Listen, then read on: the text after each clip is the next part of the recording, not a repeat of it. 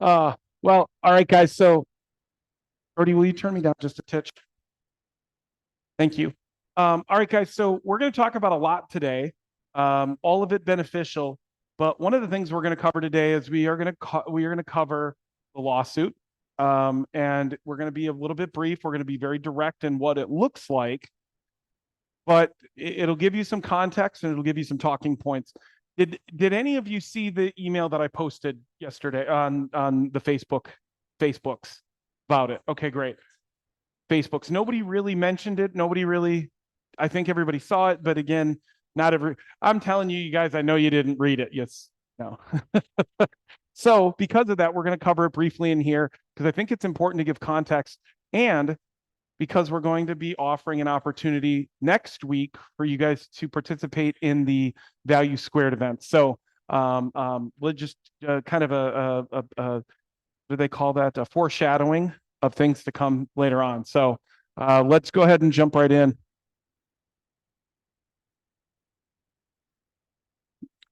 Mr. Asperson.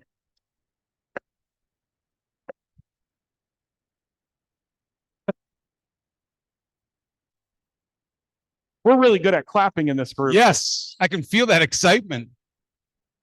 Hey, everybody. So, the last time I was up here, I said, I'm not going to come up here anymore and sell to you, right? Because nobody wants to be sold to.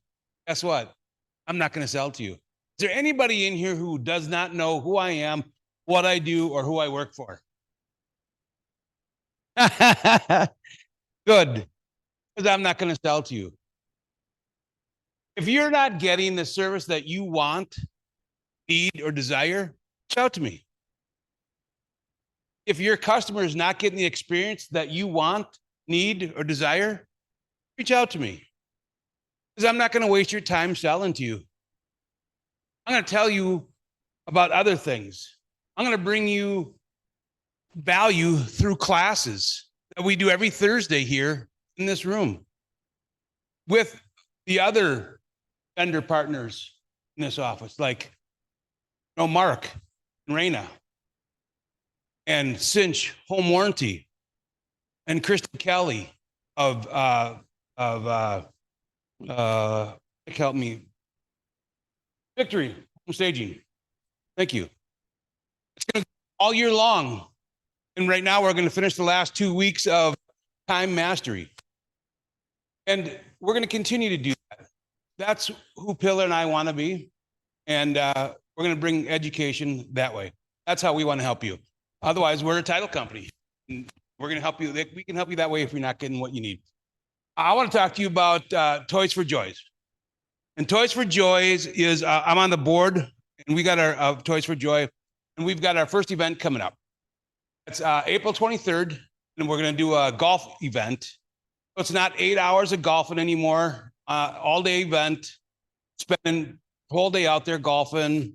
It's 3 hours. It's 10 to 3. It's longer than 3. I think it's noon to 3. I think that's a misprint. I think it's noon to 3. Yeah. But here's the deal. Toys for Joy is a great nonprofit organization out of Anoka. And what we do is we raise money all year long to give Christmas to a family that couldn't give Christmas if Toys for Joy wasn't there. And it's not just presents. It's a meal at Christmas time for their family. It's presents for their family. It's wrapping paper to wrap them up. It's maybe some decorations for the house. It's also dignity. It's also joy. It's also many other things.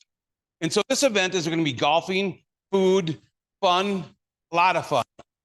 So if you can take the time, come out and golf for 3 hours, and more importantly, help us raise money to give that experience to a family that wouldn't have Christmas, it would have you. You can sign up, come on out. You can get a whole bay for 6 people. And if you don't know what it's all about, register in December to come and help distribute, because then you'll find out what it's all about. Well, Mark, you'll feel that. It's the most amazing experience I've ever had in my life. And I've been doing it for years now. It's fantastic, and Nick can attest to it. So, Well, what I was going to say, Mark, is Mark and I have had the opportunity to participate in this realtor charity for, I mean, pretty much our entire career. Yeah. And if you've never done it, like Mark said, distribution is one of the most incredible things. If you wonder how these organizations fundraise, gather toys, and distribute them, this is a really great organization for you guys to see the impact. My numbers aren't exactly right from last year, but I believe there were 800 families that had been served last year. Yep. And over 4,000 children as a part of this charity. So if you think about yourselves and what you go through, and you get a lot of these families who they look a lot like we do. You a lot of times wouldn't know that they're experiencing distress or financial hardship.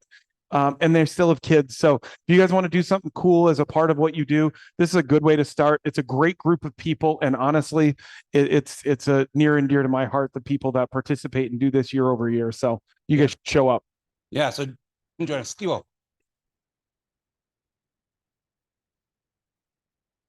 You can come and have lunch.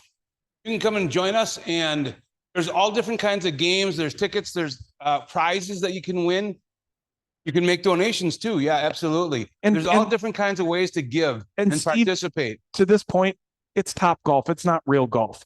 You literally you swing at a club, it dribbles off the edge, it rolls into one of those massive holes, and you get some points. So I promise you don't have to be a golfer to do this. Yeah.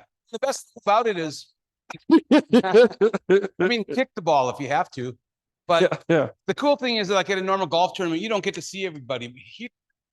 Everybody's bay is right next to each other. You can wander around and talk to each other and have fun. And it's a great way to socialize and yet raise money for a great charity. So come join us. Yeah, honestly, it'd be great. Guys.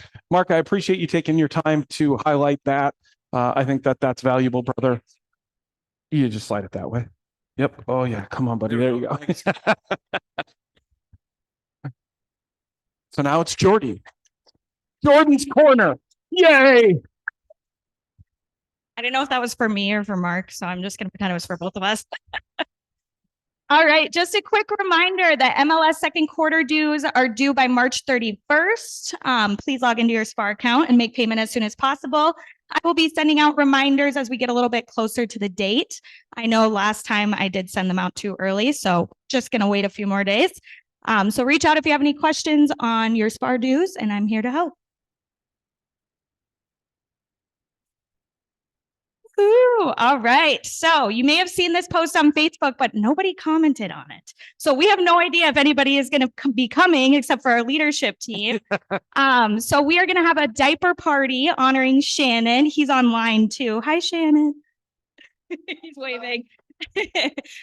So stop by the office tomorrow between 12 and 1 so that we can honor Shannon and his fiance and new baby. So please bring Kirkland or Pampers diapers size 2 and up. So it is a diaper party. So bring some diapers.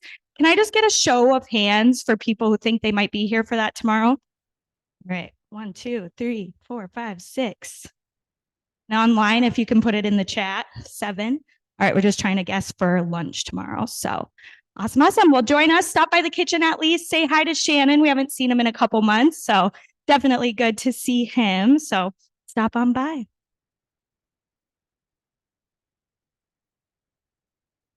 All right, you guys. I'm losing my mic. We are only about 2.5 weeks from the Rosies. And so I know I've already talked about it a bunch, but we are super excited to be at CHS Field on Thursday, April 4th. So if you have not RSVP'd, please try and RSVP by this Friday. I'll be sending out a couple more reminders to the office, but just a reminder, this is an event for all agents, everyone in the office. You are able to bring a +1. We'll do dinner, awards, and have drinks there. So it'll just be a fun social night. Dress up and let me know if you have any questions. I'll be sending out more details as we get a little bit closer. Parking is a thing that somebody's brought up a couple times. We promise you it's a block from where the main parking area is. And Steve said this. So Steve said, well, I can walk it, so no one else should complain. That's verbatim what he said yesterday. So Yes, and I'll send out, all those last second details, parking maps, where to go. Just all those little tiny things that we always forget right before so that you guys have that info fresh. All right. So we need to have like a little conversation. We're trying to figure out what the interest level is for our spring clean event this year. So we talked with our ALC last week, just, about doing this event. And last year we did have pretty low agent participation. And so we are looking at maybe switching up the event this year, maybe making it a little bit more accessible for our agents and lowering the price to the agent. And so the dumpsters, definitely the biggest expense for this event. And so I have a little form that we're going to pass around, but we just want to know if you guys are interested in this event with or without the dumpsters, if we add any additional things in, just trying to get an idea of kind of what that interest level looks like. So we're going to take this interest form around the room. Those online, I will send it out after the meeting today. And just trying to figure out kind of where that is so that we can make our decisions from there on what this event's going to look like. So has anyone participated in this event and wants to speak on it? Nick? And I know a couple of the teams in here did as well. Overwhelmingly last year, we really did have a really great turnout in terms of we filled 3.5 of the big 30-yard dumpsters. It was really well. The consumers, your clients really did show up for some of the teams. LNG had a lot that were there. Corby's had a lot that were there, and a few others. I think it's a really great event. What we're trying to determine now, though, is do we continue to do the biggest cost part of this, which is trash, or is really the haul away dumpsters? And is that a benefit to you guys as their conduit to us? And should we move forward with that? I think there's a lot of really good stuff we could do with shredding and with the electronics, because those are the things people don't know what to do with. Yeah. So some of the other options, Sonia from the Pack Up Artist is going to be here on Thursday. So I'm going to speak with her a little bit about some of her ideas. But we talked about doing clothes donations, food drive, just giving back a little bit to the community through this event. So those are some of the options you'll see on the form. But again, just trying to get interest to see kind of what we're going to do moving forward, because we want to make sure we get this out ASAP for those that are participating and just making sure we get that communication out so that they can advertise it. So we'll be keeping you posted after we kind of get some more info on this interest form, and would love if you guys have any feedback, reach out to me. I would love to chat and just kind of see, what we can make work to make this event a success. Oh, George. I have to bring the mic to you or they can't hear you. We've done that event, I think 3 years in a row now with you guys. I would say that the biggest challenge is being able to connect with those people coming. So I know one of those years we did egg rolls, and it stopped all of the clients where we were sitting and talking and connecting with them. And I think that if they're just coming through and dumping stuff, then like I told my partner, it's tough to kind of figure out how much we want to spend when we don't really get that time. But I think if you're handing out something, or if you're stopping them to say, hey, here's a snack for you guys, that really gives it like a different ROI when you're doing that event. And last year we had one family that came back 3 times that day. So you could really drive traffic if this is done right. But I would say if we have something like food item or something that stops the potential clients who are coming back, or new people who are coming, they can invite all their friends and family and even their community. So I think that this event could be really big if you get enough participants, where it's more like a food drive or like a spring clean event hangout than it is just driving through and dumping stuff, because I think that's the piece that didn't really bring the value, was just dumping stuff and then they would take off. So I would make the members that came in my team, I would make them stop and I would hand them something and talk to them and see how they're doing, so that it starts off fresh, that they remember who you are. All right. Anything else? Oh, we have one more. don't mean to make this a back and forth, but I'm curious, George, would your clients have been happy to be there if there wasn't actually dumpsters? Because when we had the ALC meeting, it seemed like the overall feeling was the dumpsters were not cost effective and slightly problematic. So my question to everybody here who's interested would be, if we remove the dumpsters but had the rest of the features, would it still be a worthwhile event? So that's something that's on the interest form as well. I mean, I know for some of you that have done it in the past, the dumpsters are a really big hit because people can't dump stuff. So again, that's kind of on that interest form, looking at changing that pricing structure. So just going to kind of get that today, and then we'll talk more and make a decision from there.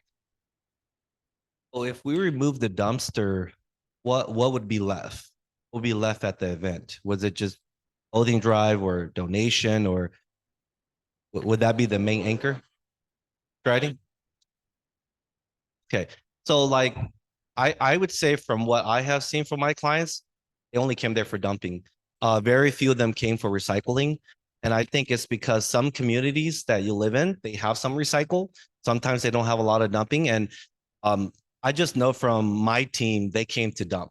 It wasn't about recycling or donation. And if they had that option, then it was like a plus. The dumping and getting rid of stuff that they didn't have a place to take it, that was the big hit for my team. Perfect. Thank you, guys. All right, we can move.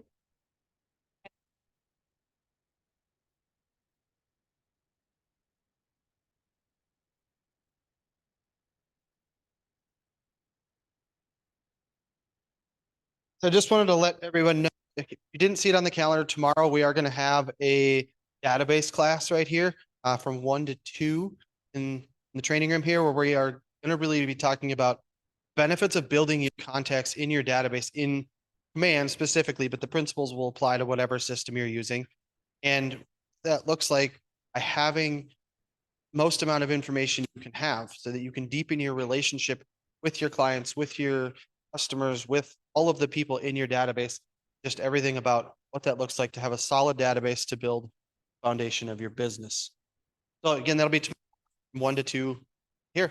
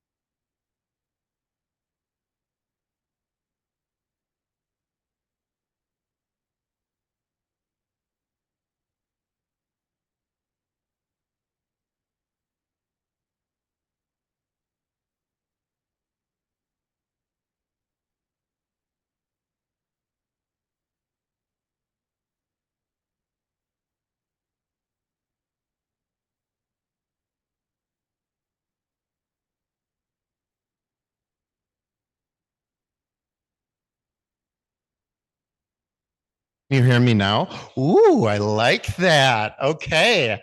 So please sign up. Today is the deadline. And like I said, if you have any questions, let me know. Yes.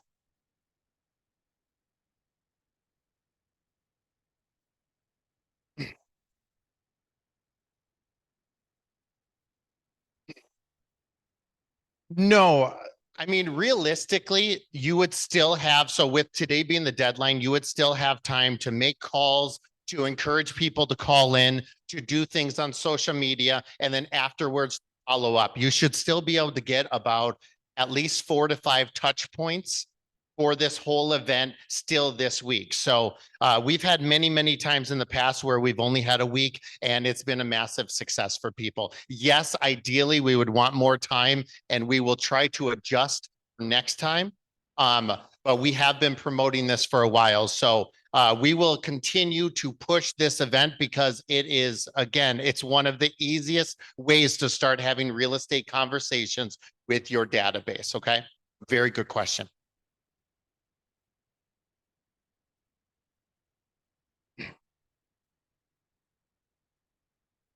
It is optional. Yeah, for sure. Doing the social media, doing videos, making those phone calls to encourage people to call in. Absolutely. That's going to help.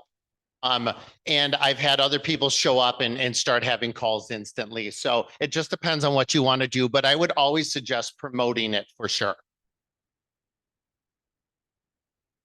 Okay, so this is the 3rd year we've done this Parade of Homes event, and this one is just for agents to come have fun. We are going to go see some absolutely gorgeous homes. They're all $1 million homes.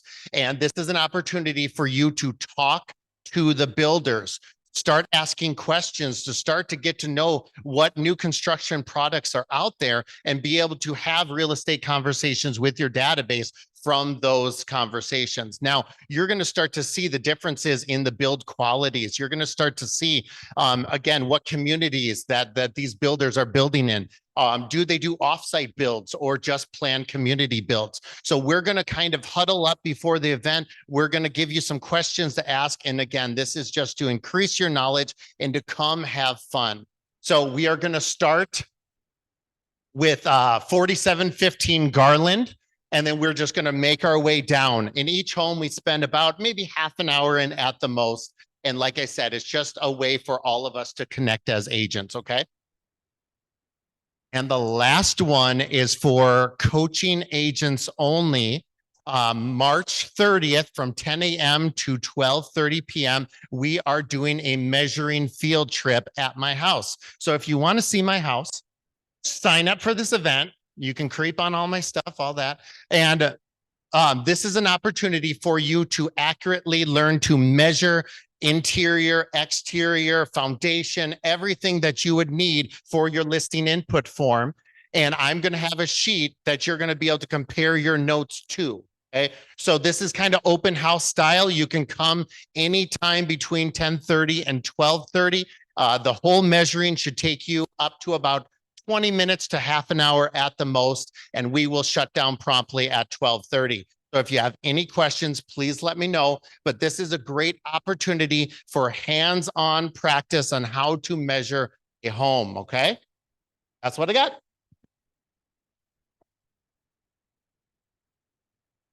EJ, come on down.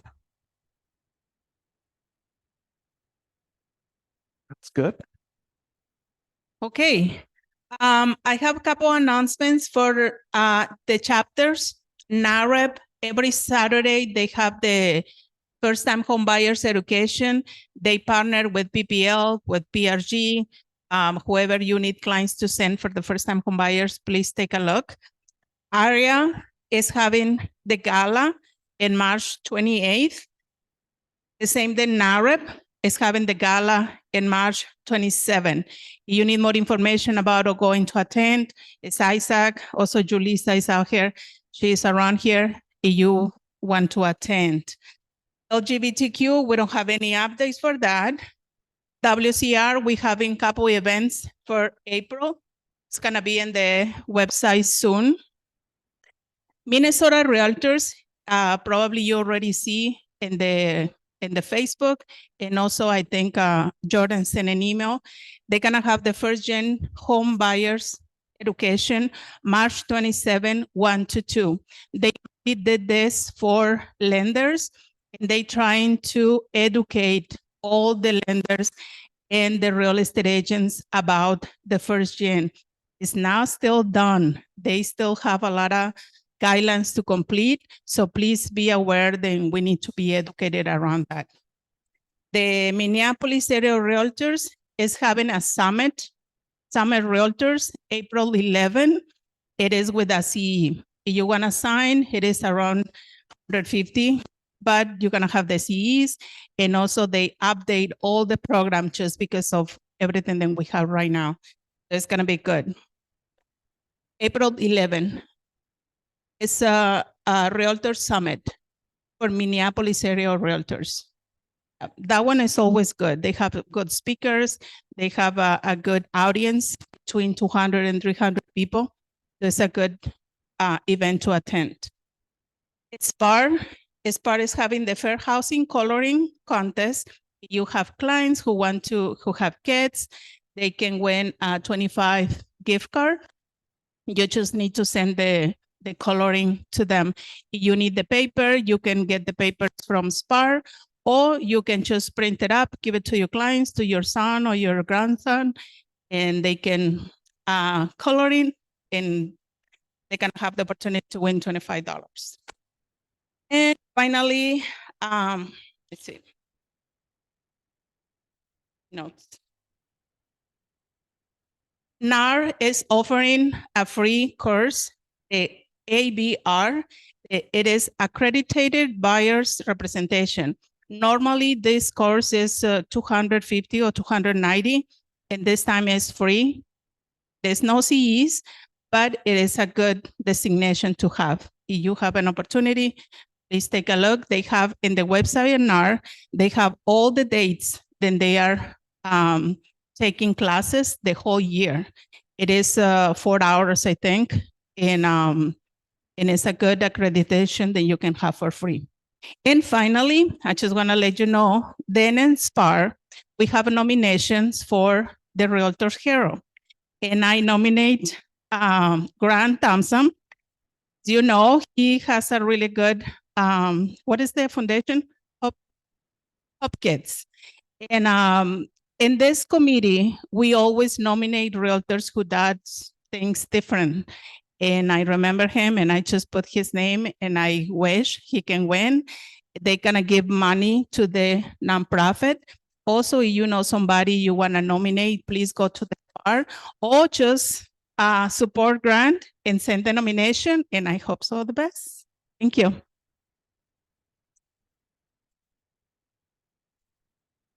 Genuinely, Gijay, I appreciate all that you do, keeping us informed as to how we can participate, get more active, make more friends in our business. Speaking of making friends, let's talk about the NAR settlement. Yeah, I'm good with these transitions. Before I get to this, you guys worried about it? I like this. You guys are far more calm than I was this weekend, looking and reading everybody what they were saying and trying to get an idea. I'll touch on some high points and then I'm going to hand this out. And I want you guys, if you don't read this, I don't care. If you don't read this and you don't listen to what I'm going to say next, you are going to care. You are going to care. Next week, we're going to be offering your V2 Value Squared as a class here. This class has been aggregated from all around the country, from a bunch of different regions, up to Gary, up to Mark, up to Mark King and Jason Abrams. And they put together a class to help you identify and articulate why you do what you do. That the conversation you're having with your customer is authentic and true to you, but it covers what they're looking for, able to articulate it. you to be able to identify how you get paid as a buyer's in buyer's representation. Do I think, and this is the opinion part, I've shared this with some of you. If you were here in 07, 08, 09, 2010, you saw TRID changes. Does anybody remember that? That was in the business. And at that time, Sean, did we not feel like the world was ending? Did it not? Sure, with what was going to be happening. Feels a little bit like today. Truth is that through a bit more disclosures, another 7 or 8 pages in the purchase agreement, and honestly, over time, it just got watered down. So here's what I'm telling you. First and foremost, if anybody, any other broker or anybody from the answer today, they're wrong. They don't have the answer yet.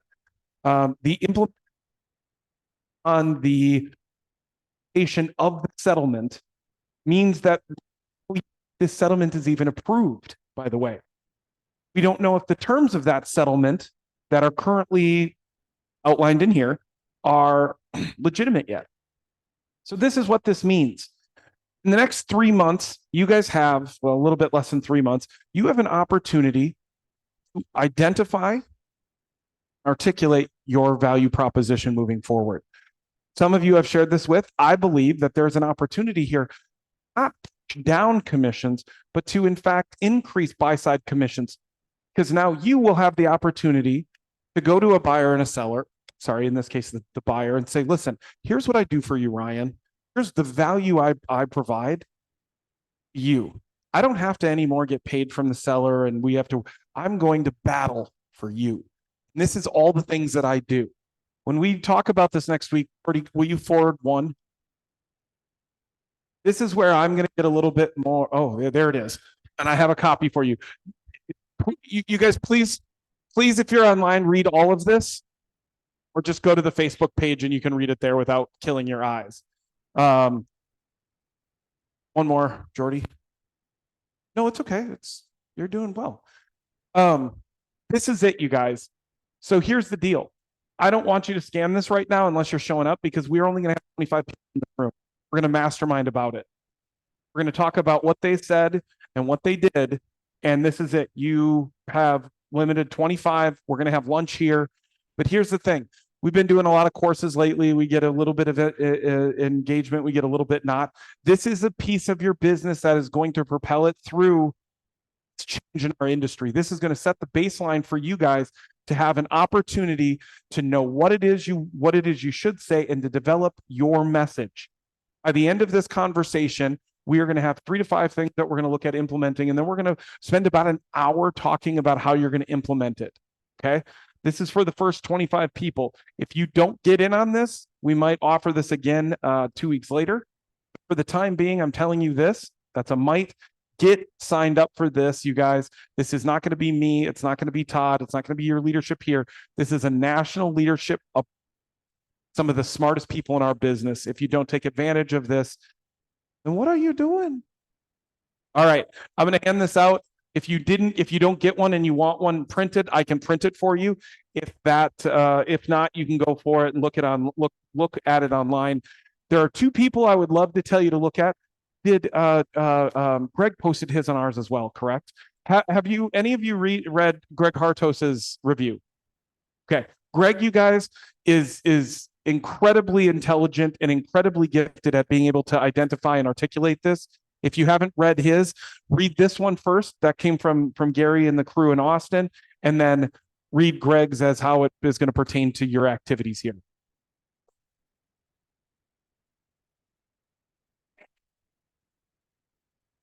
Oh, nice.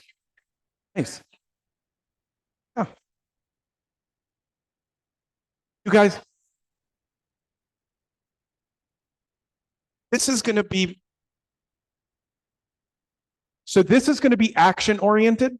The whole premise of this, you guys, is can you articulate your value right now? I'm not going to put anybody on. Well, maybe I will. Anybody want to stand up and give their 7-second value proposition? Okay, I get it. It's tough.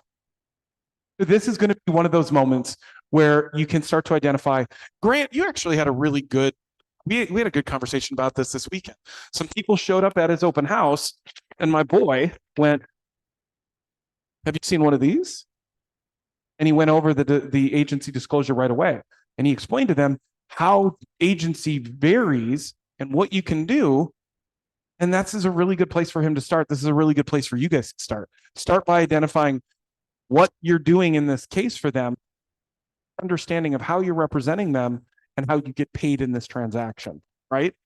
And if you don't start there, that's a great place to start because that becomes habit. But also, what is the value proposition you're bringing to the table? You guys, I get it. I one time had to do the articulation in front of Tony Robbins and failed miserably in front of 5,000 people. Don't be that guy. Don't be me. Find a way to articulate what it is we do at the highest possible level so that when it comes to the consumer, you can say it with authenticity. You too can talk. You can say it with authenticity. I had to put like an Irish on it. You can do this in a way that seems to them like this is how you live and this is how you operate. And when you do that emphatically, people want to work with you because they know what to expect. They know that you're going to communicate effectively and they're going to get what they want from you. And they're going to be willing to pay you what you're worth. Which everybody in here is worth 3.5%, right? Every time? Telling you, let's kick up those numbers. There's a joke there about daddy's bonus, but I won't go there. All right. Who's going to be here? Who's signing up? See, Corby's next, right? All right, guys, let's be here for that. All right, let me bring up some of our friends. We are going to talk with two agents. I'm going to grab the chairs over here. How many? Yeah, we Alec and I did. When you leave cleaning to Alec and I, this is what you get. We start hiding things. Thanks, Corby. I appreciate it. So, guys, what we're really going to have them do right now, instead of this being a led conversation, how many of you are already writing multiples or are in multiples on the offers you're submitting? Okay. So what we're going to have George and Sean talk about today is how they're winning in multiples, how their teams are winning in multiples, the conversations they're having with their buyers and their sellers, and what this looks like. So take it away, you guys. Oh. Here, sorry. I'll turn on the mic so that they can hear you online. Thanks, guys. Can you guys hear me? So the email that I got had a list of maybe 5 things or so we're supposed to cover, right? I think, again, some of you guys are veterans here and some of you guys are new agents here. So I think that applies to anyone because we are kind of going back into that multiple that was happening during the COVID time. Pre-COVID and post-COVID, it was really popular. And if you weren't 20 to 50,000 above, no inspection and appraisal gap, you didn't win. I have not seen that in my team yet because I don't want my buyers to be that person. We've done that before and still lost. However, I think that depends on, like, I think this is a time you have to really get to know your clients. And for my team, I tell my clients day one, when they come in and we sit down and we talk through that buy rep agreement, I already tell them we're going to lose a few. Okay. I'm just going to tell you day one, if we don't lose, I'm not protecting you. So I really tell my clients day one that we're going to lose a few. And if we do, those guys are beating us by 10, 20, 30,000. Unless you want to cover that gap, we're going to lose. So I tell them day one, I don't sugarcoat it. So they kind of know what to expect. And then as we go through the whole procedure, should we come across that same scenario, I would tell them again, remember that conversation we had. This is one of those times that we're going to lose. You're going to cover appraisal gap. You may have to waive inspection. I don't recommend it, but this is that kind of property. If they have 15 offers, that's what it's going to take. So if you don't want to be that buyer, let's keep moving. I don't set them up to lose. And then now they get upset and then they call you back and they tell all their buddies that you didn't do your job. I got one of those calls when I was in Vegas training and Nick was over there too. And one of the buyers that I have now that we're writing an offer after I get done here, she called me and I heard nothing but complaints. My agent didn't do this. My agent didn't open the door. My agent didn't write the offer. Don't be that agent. Okay. Because she called me and she complained. I listened to her. I came back. She signed my agreement and we're writing an offer. So I didn't have to go through multiples. If you do have to go through multiples, then yes, it will come down to some of that stuff. But hopefully, because of this court case and all this stuff going up, hopefully you guys are letting your clients know that this is your choice. That's the number one thing I do is this is your choice, not my choice. And I will make them write an email saying they understand they're waiving inspection, they're carrying appraisal gap, and they're okay with that. Because again, we don't want to see another lawsuit.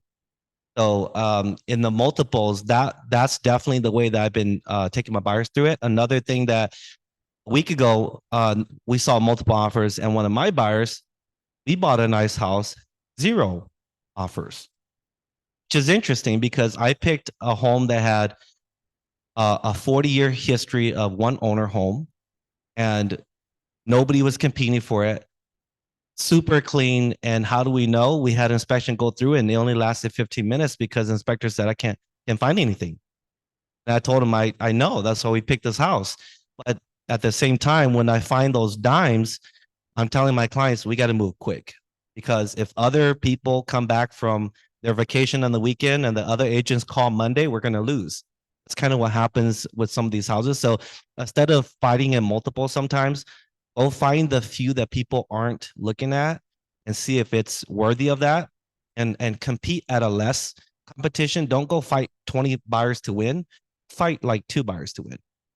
Because then all you have to do is build your relationship with the agent, and that rapport goes a long way by talking to the agent and building that relationship. And that's also the one first thing I do is call the agent. If my clients like the house, I call the agent. I find out, are you guys in multiples? And if they tell me they want escalation and all this stuff, I walk away, because I'm also not a fan of escalation. I don't know what Sean's take is on this, but I've seen escalations, and even when I'm on the sell side, we kind of brush it aside, because if you really look at some of these escalation, there's like 10 different things on 2 pages that must happen in order for to authorize that. That's another lawsuit, so I don't want to deal with that. So if my sellers don't agree with it and they don't want to see all this complication, go to somebody who gives us a definite answer and time and inspection. And I think that's why even on the sell side, we avoid that problem of having to deal with all this escalation. And then how do you know that the offer you're presenting to the escalation is even legitimate? Your buddy could have wrote that offer up and just said, hey, here, this will help your offer go up. So I see a lot of legality problems with that. So I'm not a fan of escalation clause. I've never used it. I've never accepted one on the sell side. And be honest, I've never missed a closing that went pending. So I don't think that you have to go in and fight with all these multiples. I think that there's still properties out there that are worthy. I mean, I walked a few this weekend that my buyers didn't like, but no competition. So my take on it is that just because they're in multiples doesn't mean you have to be a part of that. And if there's 15 to 20 offers, I also asked the agent, would we be competitive if we were in this price point? And not giving anything away, he would just say, you might not be competitive and we don't waste our time. Some agents will tell you that, some agents won't. But I don't waste my time. I don't waste my buyer's time. Instead of sitting an offer on 15 offers and then I have to wait 2 days because you lost. And then finally you get that email 2 days later. By the way, you didn't win. And then now you got to tell your buyers, and now they're pissed off. And they're like, we worked 5 days to get that offer out there. And like, I try not to let my buyers down. So I just answer these questions beforehand. So if we're going to go to multiples, I tell my clients, you only want to be in 2 positions. We either win or we come second because the other guy beat us by 20,000. I'm okay with that. If you're going to multiples and you might be number 5, there's no point to write that offer. Even though legally we have to write it, you can avoid it by just asking the right questions and telling your clients, here's the position. There's 15 offers above us. The agent said that we're probably not going to be competitive. And if you want me to write it, I'll do it for you. But I don't want you to feel like we're going to win, because I talked to the agent. I don't think we're going to win. At least I would say being honest with them is going to save the heartache of them coming back and saying, well, we lost another one. And this year I haven't lost any that we offered on. It doesn't mean that we're doing 500 deals, but if we lose none and you have good relationship, they tell the next party and then you get another referral. So that's kind of how my team has been battling the system this year. But should we go into multiples, my goal is always to be number 1, number 2. If we lose, they got to really kick our butt, beat us. Yeah, I'd say one of the things I would agree with George on is have real good clarity as to what your buyer's goals are, right? Because one of the things I say to buyers is, you know, there's kind of a continuum as to what most buyers are looking for. Some are looking for a deal, and some are like, I need this house no matter what. Those are completely two different strategies for when you're structuring the offer. So what I like to tell I once I get that clarity, excuse me, then I can counsel them better. We've all seen the typical things, you know, associated with winning an offers. George was talking about escalation clauses. There's no appraisal bridges. There's inspections, waiving inspections. The other thing too that I feel pretty strongly about is I never tell my seller or my buyer, excuse me, I think you should waive your inspection. We never want to have that. I always say I thoroughly encourage you to get an inspection, and I can also truthfully tell you that some people do pull their inspections, and it's attractive to sellers. I don't recommend it, but I wanted you to know that that's effective. But there's other ways you can structure that, right? You can do an inspection for your buyers that say, hey, listen, this is just to rule out anything that's major, unforeseen major things. We're not going to nickel and dime you. So we've written inspections that say buyers will not ask for anything less than $5,000, right? They're just looking for like a bad sewer or something huge and unexpected, you know, but even things like radon, the buyers at that point would be taking that on themselves. So that's one option. Some of the other things too that stand out to me, and when I'm structuring and working with a buyer, it's also what's effective for me when I'm on the listing side, right? What stands out when I've got 10 offers coming in, what stands out? And I wrote down some things that are maybe a little more subtle that I think are important. Be first. I mean, if your buyers decide that they want to write, I've noticed time and time again that there's this even unconscious rooting that the listing agent and the seller has for the first person that's willing to put it in writing, right? Put it in writing. If you're going to make an offer, put it in writing. I'll still communicate that, you know, you have the option to change if another one comes in, but don't be the agent. This is my opinion zone here. Don't be the agent that tries to shut it down by putting a deadline 12 hours after you've submitted it. I just don't take those seriously. I'm like, okay, so what I usually say in that situation is I'll call back and say, hey, got your offer. Thanks for submitting. So at 6 o'clock, should I consider this off the table? No. So just don't do that because it doesn't get you off on the right foot. That's my opinion. Some other people can disagree. Because really nobody likes to get bullied. Right? Sellers don't like that either. Well, I think it's really important to be liked. Be the agent that is representing a buyer, that the listing agent, you really want to enroll the listing agent in liking you and knowing that you're going to have a great experience. It's going to be a smooth transaction. There's not going to be any games, you know, so be that person that's first, and get them rooting for you. Personal letters. I'm not a fan of personal letters because they are a buyer tool. So I would think that it would be respectful if you wanted to write a personal letter, or if your buyer wanted to write a personal letter, call the listing agent and say, would your seller like to see a personal letter, or would you even present it? Otherwise, I won't even submit one. Give them the chance, right? As a listing agent, don't present them. I tell my sellers, listen, we've got 10 offers. I've got 3 that have personal letters. What I'd like to recommend to you is that we don't look at any of those personal letters unless it happens to be the one that you pick based on making a business decision. Then we can look at it if you'd like. I just don't want to get into that whole legality of, well, why didn't you pick our offer? This is something that I've seen happen at a very high level. Again, this plays into getting people to want to work with you as the agent. Send a video. Grant has done this a bunch of times. It's worked on me when I've gotten a video from somebody. It's like, you know, there'll be a little dry erase board that says, hi, Sean on it. And I click on it and they're talking about, hey, I wanted to let you know what this is going to be like if you work with our offer.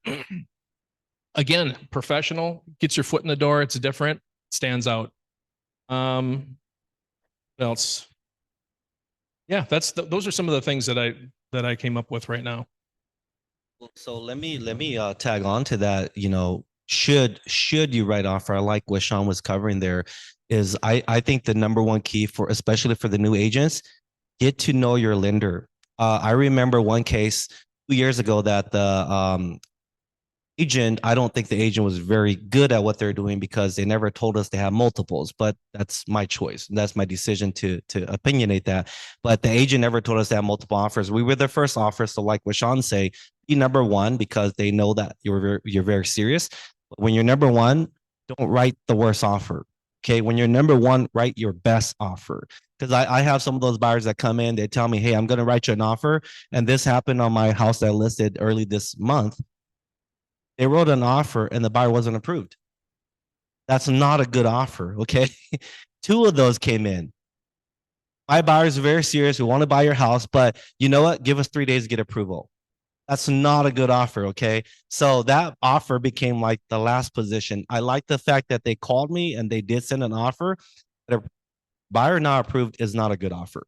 Okay. So if you're going to be first, write a solid offer that makes sense and ask the agent what is your seller looking for? Is it time of closing? Is it the total cost? Is it, something else that's important to them? I ask them what they want. And if you guys don't know yet, your seller is greatly influenced by the listing agent. Okay. 100%. I don't care what people tell you. If the listing agent tells the seller, I like this guy, they're going to work with you. Well, that relationship is really crucial. However the case, getting to know your lender from the experience that I had, an agent that didn't tell us that they have multiples, we found out on the day that they were going to make a decision. There were 6 offers. They picked our offer and I didn't know why, because the agent told us, we're the only offer, and then to find out they had 6 offers. And then at the closing table, my lender was there with me and she told me, either way, we chose your team because we looked at the history between you and your lender for the last 30 transactions. And everything that you guys did together, you close on time. And I was shocked. I was like, I didn't know agents were that much time, right? Listing, agents had that much time. She researched every single house that we had our names on for the last 30 in the last couple of years. And she said, I like the fact that you guys are consistent and you guys close everything on time. And I said, I appreciate that, but I mean, that's our goal. So get to know your lender, get to know your title company. Don't jump back and forth just because somebody's you lunch. Okay. Like honestly, use somebody that you like. And if you have that relationship, when they call your lender, you guys may not know this. I had a listing. I don't know if Sean has done this, but I fired a lender before as the seller agent, as a listing agent, because I call the first thing a listing agent does is they call your lender to get approval. They want to know if your buyers are really qualified, not just because they have a piece of paper. They want to know if your buyer has gone through the whole pre-approval process. This guy that I called basically said, he don't give approval, he give pre-qualifications. And I said, it's not good enough. Like my sellers are also buying. I got to know, are your buyers pre-approved? And can you guarantee that they are fully gonna be able to move forward with this? He said, no, because it's the same thing. I said, no, you didn't do your work. And so he gave me all this, BS stuff and said that we work with the greatest companies. KW wasn't a part of that. Largest broker in the world. And he never mentioned KW. He said, I work with all these small brokers and I'm the best and all this and that. And I got tired of talking to, so we ended that call and I called the buyer's agent back and I told him, they're the only offer though, okay? But I still managed it so that they would kind of do what we needed in order to make this work. And I told them, if your buyers want to win on this, you got to use my lender because I don't like your lender. I don't like his attitude. I don't like how he treated us. I don't like the fact that he was a bully and he doesn't even know KW. We're the largest broker in the world. So I told him, I will give you, this is when Keller Williams had Keller Mortgage, I believe, and now it changed to Keller Home Loans. I said, I'll give you Keller Mortgage because you're working with KW agent and they'll save you $5,000. And then I found out that the buyer was his sister. So now he's more motivated to make it work. And then of course he said, okay, I agree with you. I don't like that guy either. And so we fired his lender. When his lender knew nothing about this, he got with Keller Mortgage. We closed the deal. First one I've ever done. And hopefully that's the last, but first time I've ever had a fire lender. So understand, if you don't know your lender and your lender is misrepresenting your buyer, you'll lose the deal. And I don't know if you've had that experience. We've definitely had to try to shift lenders. Yeah, that's huge. One of the things I was going to say too, with what we're both talking about. If you're getting a good reputation and if you're getting a good vibe with the listing agent right out of the gate, don't be surprised if they're a lot more receptive to you saying something like, "If there's anything else in this offer that could make it better, please let us know." If they want to work with you, they will counter you, even if they've got a better offer. When that happens, that's incredible, because then you can legitimately say, "I helped you get your foot in the door on this one." And it's true. The other thing I wanted to say about multiple offers is be careful about owning what you recommend they offer, right? You never want to do that. You always want to leave that up to them. So when someone says, "Well, John or George, what should I offer? We really want to get this house, but we don't want to go crazy with it either." I say, "Well, here's the thing. Here's the answer to the question. You have to hit two things. You have to be happy if you get it, and you have to be okay if you don't. If it hits both of those criteria, then that's probably what you should offer." "Well, what do you mean by that?" "Well, the list price is 300. You're talking about offering 320. If you get the offer accepted at 320, will you be happy?" "Yeah, we'll be super happy." "If you don't get it at 320, we'd be okay. We'd be at peace with that." If you find out that, someone offered 322.5 or, no, we would have gone up a little bit more. Well, then that's probably not the right offer. And you can do that until they can say yes to both, and they say, "No, we would not." You know what? If someone offers $1 more, it's all them. You have to be really crystal clear with communicating they're going to be okay with if they get it, and find out where that line is where they're willing to let it go. Right. So like George is saying, he doesn't want to get his buyers in a position where they know they're going to be upside down soon, or they're really in a bad offer. You can have that conversation. As long as you're transparent with them, you still need to let them make the decision though, right? You're here to lay out all the tools, all the guides, and then say, ultimately it's up to you. Another thing I wanted to add, Sean doesn't like some of those letters, and I never tell my buyers to write them. But if they ask me, I let them write them, because I'm not here to tell them what to do. I don't want them to come back and say, "Hey, my friend won that house," and this happens. Okay. So I tell them when I walk through the house, especially for the new agents, nobody there is your friend. Okay. I tell them, "I'm your only friend." Okay. I represent you. Everybody there is your competition. Every buyer that walks through that house, if you know them, just nod and move on. Don't tell them anything, because they're your competition. And some of them are actually my own clients in the past, where I walk my clients in, I wait for the next guy, and then I'll walk my second client in. So you will have that when you represent multiple buyers. So everybody is your competition. However, I don't tell them that they should write a letter, but if they ask me, "I want to write a letter," I tell them, by all means, the agent didn't say no, so I'll write it for you. If you want to write it, give it to me. I'll send it to them. Whether they read it or not, that's not my problem, because I don't want to be legally tied to that.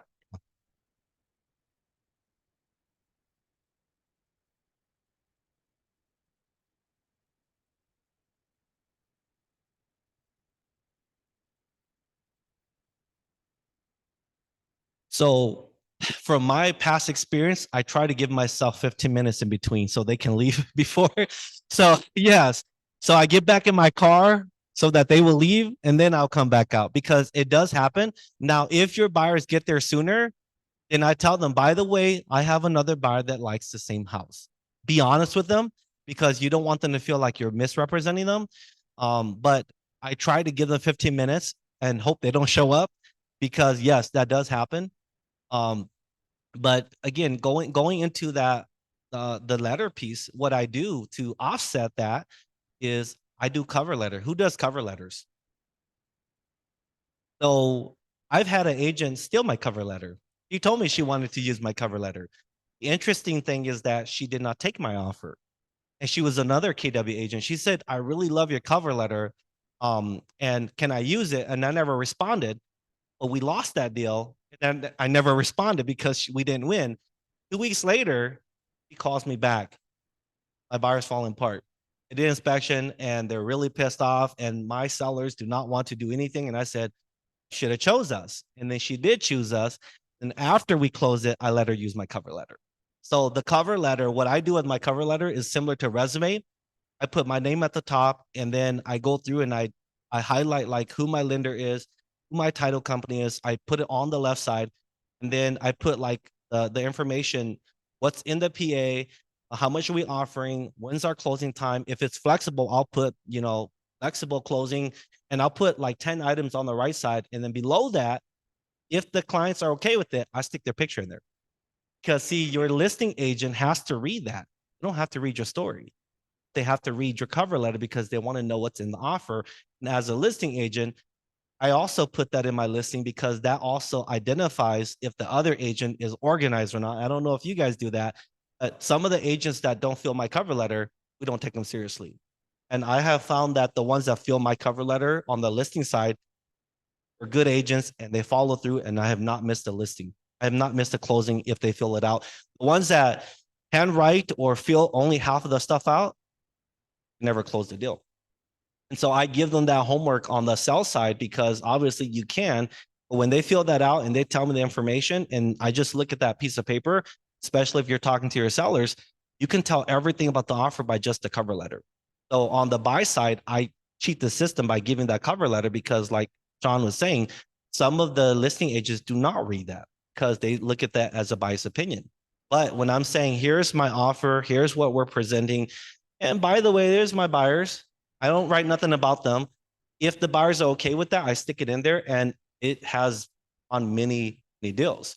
So like I'm saying, sometimes you go into multiple, there is no multiple. They look at yours and they look at the other and like, this guy's professional. These guys just started. We'll go with this guy. I haven't seen that as an issue. But again, I also have had properties that we lost, and the agent will call me back and said, I fought hard for yours. I love your offer. I love the cover. I love your buyers, but the other guy beat you by 20,000. Like, I'm okay with that because I know my buyers can't do that. So even if you lose that deal, you didn't lose that relationship. So the next, and I have this scenario where you lost one of those. As soon as the next one came out with the same listing agent and we offered on, they took it. And the listing agent called me back and said, hey, you know what?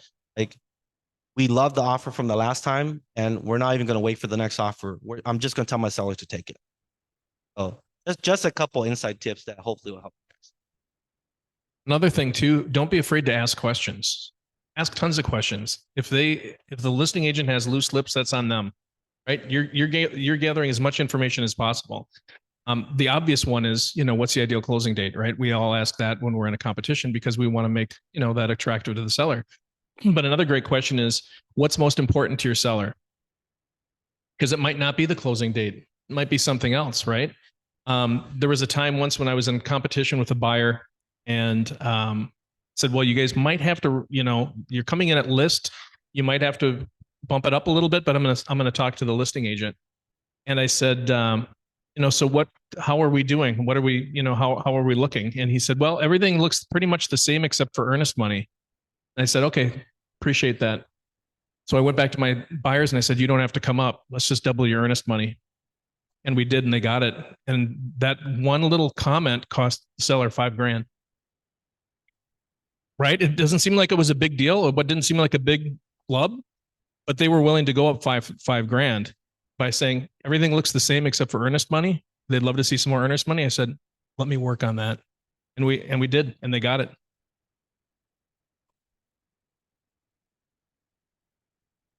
Is number one thing that we find that agents aren't doing, especially younger agents that are getting into the business, they're not calling. The first thing I do when my customer says, I think I'm interested, I'm on the phone with George. I'm on the phone with Sean saying, hey, my people are interested. I think we're going to be sitting down to write an offer. Is there anything that you can share with me that would be helpful in this? That creates an opportunity where Sean and George know right away that I'm really a professional because I'm doing the due diligence of helping right away create a relationship. They know that's differently than me shooting a text message. Hey, Shane Corby, I guess. What is there any? I'm not going to read it because I don't think it. But if I'm picking up the phone and I'm calling you as a buyer's agent, I'm starting that relationship right away. And that's it, you guys. Go ahead, bud.